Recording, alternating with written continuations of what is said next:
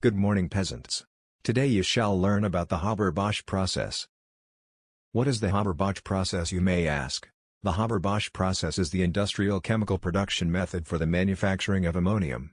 Ammonium is the second most used industrial chemical in the world, with around 235 million metric tons of ammonium produced in 2019. Ammonium is an essential ingredient in a range of products including fertilizers, explosives, dyes, pesticides, textiles, refrigerator gas and a range of other products.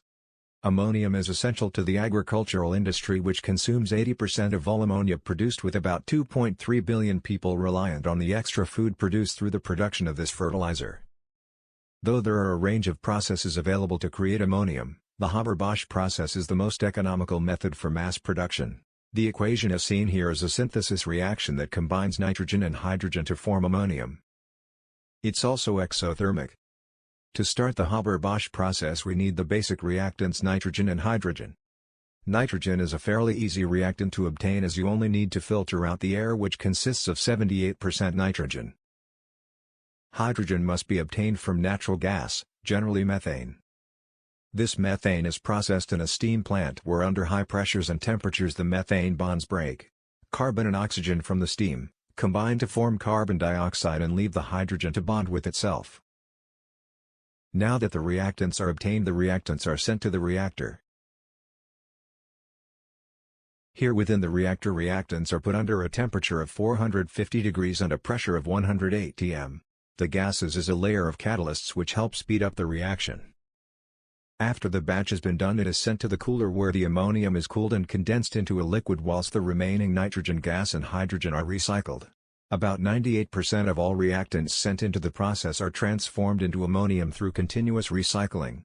One may ask why one would complete the reaction at 450 degrees, as the reaction is exothermic. Now you shouldn't dare to question my logic, mortal.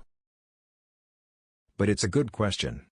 According to Le Chatelier's principle, increasing the temperature of the reaction would shift the equilibrium to the left, resulting in a reduction of products produced. But increasing the temperature increases the rate of the reaction, so the reaction is done under 450 degrees as it produces enough ammonium, 15% of reactants converted, to be effective, as well as being a quick enough reaction so it is rapidly repeated for the mass production of ammonia. Pressure in this reaction shifts the equilibrium right, which results in an increase of products. Not only does pressure shift the equilibrium of the equation, but it also increases the rate of reaction by decreasing the space between molecules. The pressure is generally kept between these levels, as it isn't economical to dramatically increase the pressure past this point, as the increased production does not surpass the increased costs of increasing the pressure. The catalyst in the reaction is an iron-based catalyst that increases the rate of reaction by decreasing the activation energy needed for reaction, which in turn increases the amount of successful collisions that result in a reaction. That was the overview of the process. The Haber-Bosch process was of course designed by Fritz Haber and Karl Bosch.